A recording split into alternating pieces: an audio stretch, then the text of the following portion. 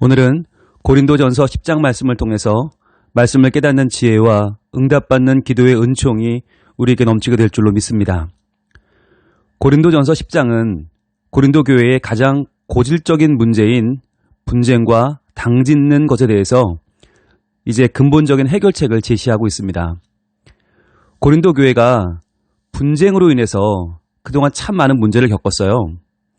음행하는 자, 아버지의 아내를 함부로 취하는 자를 못 본 채 하고 감싸주었던 것도 바로 이 분쟁 때문에, 서로 힘의 균형 때문에 그랬던 것이고, 파가 나뉘다 보니까 서로를 믿지 못해서 교회의 판결을 믿지 못하고 작은 민사소송까지도 사회법정으로 가져가는 모습을 보였고, 또 실제로는 아무것도 아닌 우상 제물을 먹느냐 마느냐 하는 문제를 가지고도 먹는 자들과 먹지 않는 자들이 서로 비난하고 음해하면서 싸웠던 것도 다 사실은 이 분쟁의 문제 때문에 그랬던 것이었죠.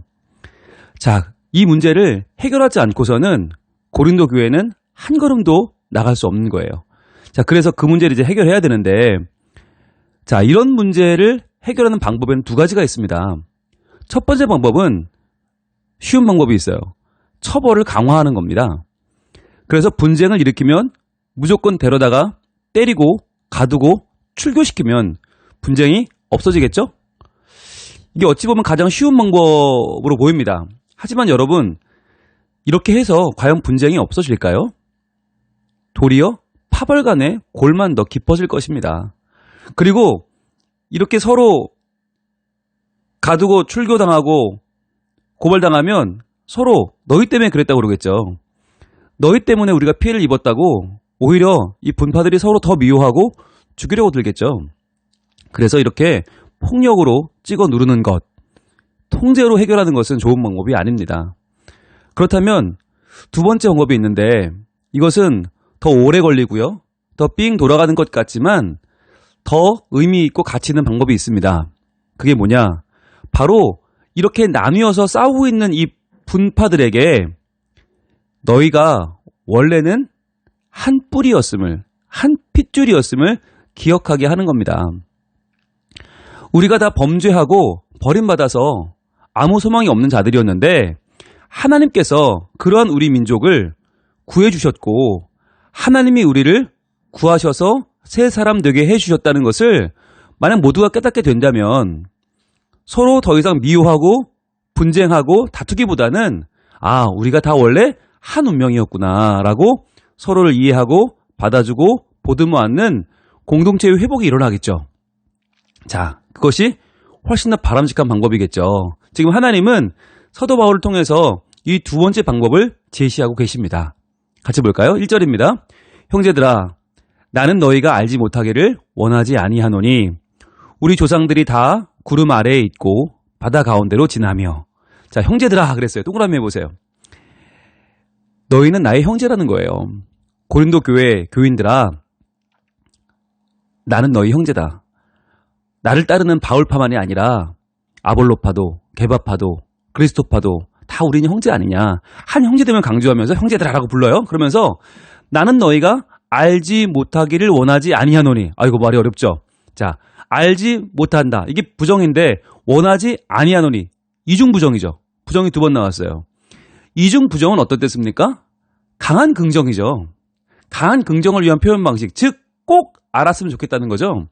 이건 모르면 안 돼. 절대로 알아야 돼. 자, 그게 뭐냐면 꼭 알아야 되는 거, 우리 조상들이 다 구름 아래에 있고 바다 가운데로 지나며 그랬어요.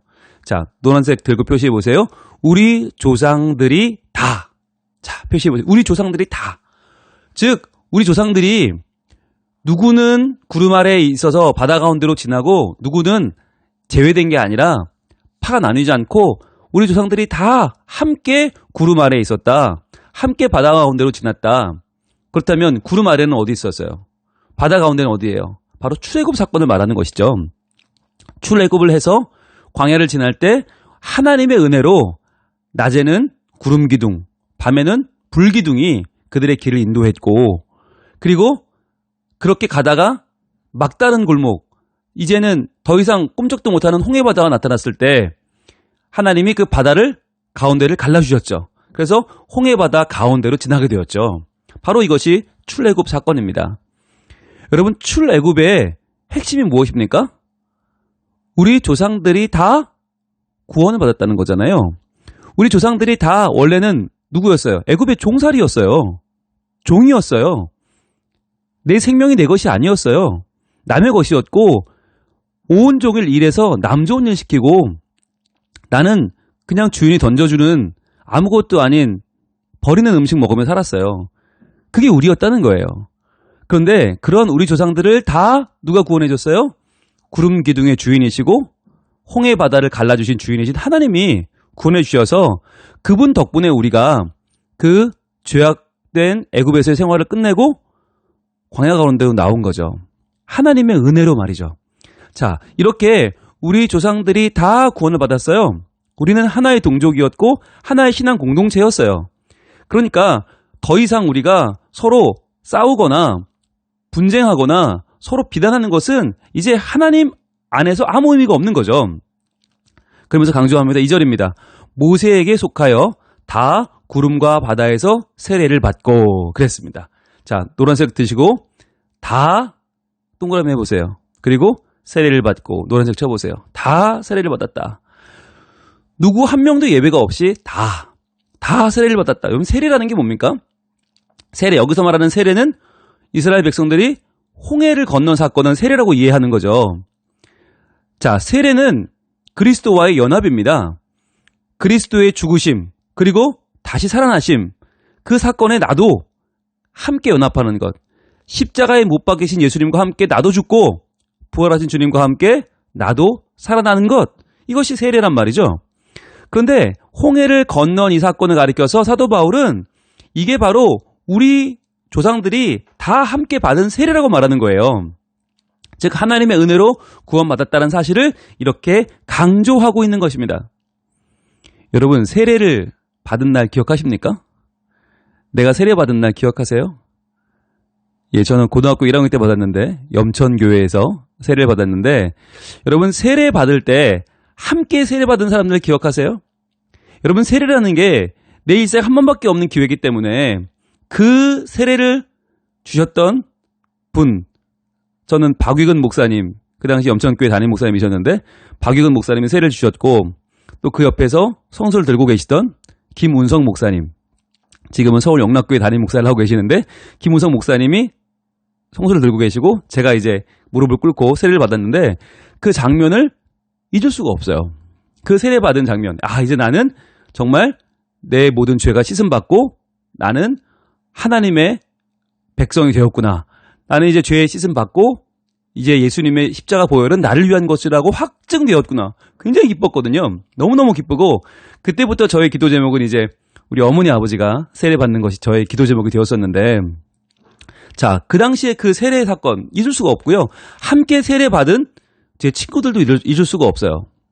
예, 그때 같이 세례 받았던 우리 호준이, 낙민이, 철우, 그 친구들 다 지금 상선이 어디서 뭐 하는지, 승현이, 건영이, 기환이 다 이제 기억이 나는데 그 친구들이 다 생생하거든요. 같이 세례를 받았던 동기들 말이죠. 여러분, 우리가 다 누구냐? 우리 민족이 함께 세례받은 동기라는 거예요. 다 애굽의 죄악 가운데 빠져 있다가 이제 하나님이 끄집어내셔서 홍해를 건너게 하신 놀라운 세례 사건, 그것을 다 같이 받았다. 그러니까 우리 모두는 다 용서받은 백성이고 우리 모두는 다 하나님의 은혜를 받았고 우리는 서로 이해하고 받아주고 사랑할 하나님 나라를 향해 같이 걸어가는 하나님의 한 백성이라는 것을 강조하고 있죠. 그러면서 그것을 강조하면서 3절은 이렇게 말합니다. 다 같은 신령한 음식을 먹었으며, 4절은 다 같은 신령한 음료를 마셨으니 그랬어요. 자, 노란색 드시고 3절에 다 같은 신령한 음식을 먹었으며, 다 표시해 보세요. 이게 뭐예요? 만나죠.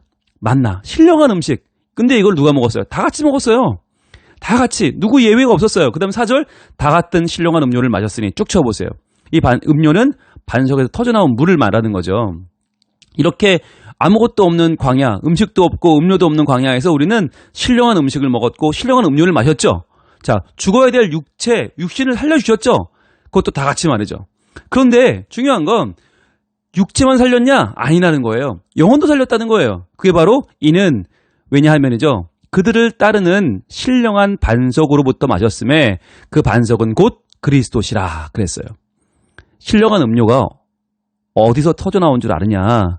그게 돌덩이가 아니다. 그냥 반석이 아니다. 그 반석은 신령한 반석인데 그 반석은 곧 그리스도라는 거예요. 예수님이 자신을 터뜨려서 우리에게 생수를 주셨다. 생명을 주셨다. 그래서 우리가 다 구원받은 거 아니냐 강조하는 거죠. 근데 보시면 자, 그들이 그 반석을 따라간 겁니까? 반석이 그들을 따라왔습니까? 예. 그들이 반석을 따라간 게 아니고요. 반석이 그들을 따라왔어요. 보세요. 그들을 따르는 신령한 반석으로부터. 그렇죠. 신령한 반석이 그들을 따라왔다. 그들을 보호하면서 지켜주면서 그들이 가장 필요한 그 순간에 자신을 터뜨려 생수를 주기 위해서 그들을 따라왔다는 거예요. 즉 예수님은 우리에게 나를 따르라 하시는 분이 아니라 내가 너희를 따라가마 하시는 분이에요. 예수님이 우리를 지켜주시고 우리가 어디를 가든지 동행해 주시는 임마누엘의 주님이십니다. 그 주님 그리스도께서 자신을 찢고 터뜨려 생명의 생수를 우리에게 주셨습니다. 이것을 사도 바울은 강조하면서 고린도 교회에 말하고 있는 거예요. 그리스도께서 우리를 따라오셔서 자신의 십자가의 죽으심과 부활의 놀라운 사건으로 우리를 구원해 주셨는데 왜 이것을 너희는 모르고 있느냐 하는 거예요. 자, 이 놀라운 은혜를 받았으니 이제 우리도 하나가 되어서 다 하나가 되어서 우리 조상들이 다 함께 세례받고 함께 신령한 음식과 음료를 마시고 다 함께 그리스도의 은총을 받은 것처럼 이제 우리가 하나가 되어 이 어려운 세상을 이겨내야 될 것이 아니냐라고 강조하고 있는 것입니다. 여러분, 이 고린도 교회의 모습은 현대 우리의 모습과 참 비슷하죠? 현대 우리의 모습도 나뉘어 있어요. 교회는 이래야 된다. 아니, 교회는 이래야 된다. 아니, 그건 교회 아니다. 이게 교회다. 서로 교회에 대해서, 예배에 대해서, 또는 대면 예배, 현장 예배에 대해서, 또는 교회 사회 참여에 대해서, 교회의 정치적인 목소리에 대해서, 또는 모이고 집회에 참여하고 말고 하는 문제에 대해서 굉장히 의견들이 나뉘어져 있고요. 서로 옳다고 싸워요. 절대로 밀리지 않아요. 여러분, 그러나 교회는 나뉘어질 존재가 아닙니다.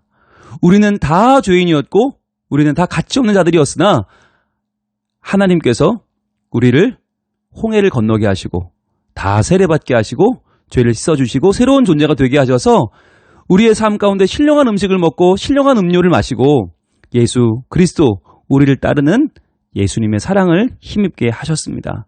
그래서 우리가 교회가 된 것 아닙니까? 여러분, 다시 한번 우리가 이 말씀을 붙잡고 서로를 향한 비난과 정죄를 그치기를 원합니다. 이제 우리의 하나됨을 회복하고 다시 한번 힘을 내서 이 어려움 가운데 우리의 믿음으로 이 환난을 이겨내기를 원합니다.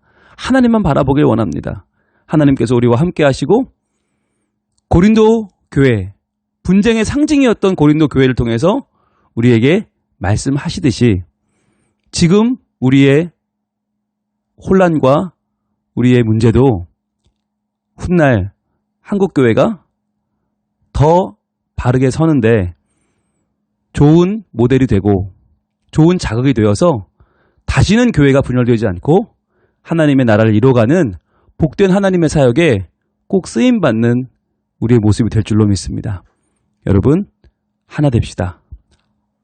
화합하고 힘을 모아서 현재의 어려움을 이겨냅시다. 하나님 분명히 우리와 함께 하실 줄로 믿습니다. 기도하겠습니다. 하나님, 온통 싸우고 나뉘고 서로 손가락질하는 고린도 교회를 향해서 하나님은 그들을 찍어 누르는 방법이 아니라 그들의 옛 조상들, 본래 하나님이 구원하신 그 조상들이 원래 하나였음을 다시 한번 일깨워주는 방법을 쓰고 계십니다.